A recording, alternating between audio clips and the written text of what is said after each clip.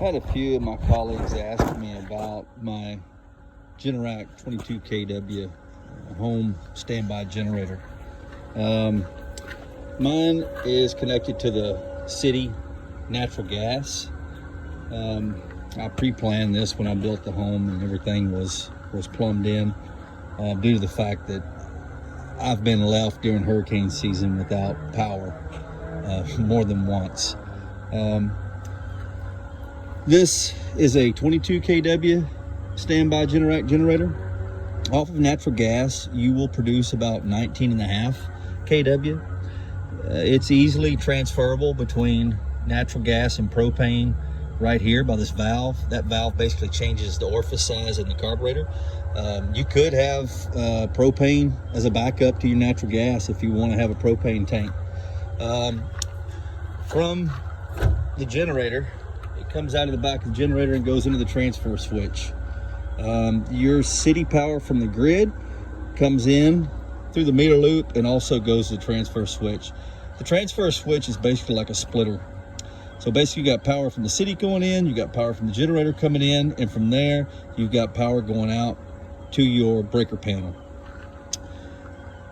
The generator transfer switch automatically senses when there is city power and when there's not. As soon as it senses there's no city power, the generator automatically cranks up and it switches inside of here, switching over to allow the generator to supply power into your breaker panel.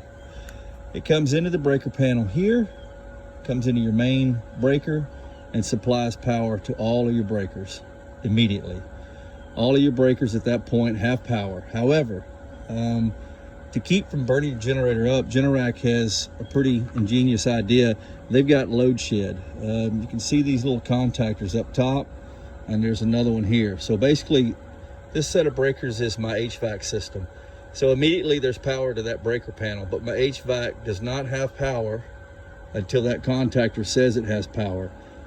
And once the generator's up and running for about 15 seconds, and it senses that everything's okay with the system and the generator can handle the load that's on the house, it will then supply power to my HVAC system. 7 seconds later, it will supply power to my sub panel in my garage, and then my dryer and my oven. At any time that we start pulling more power than what the generator can handle, it will sense that and shut those down to keep from burning your generator up.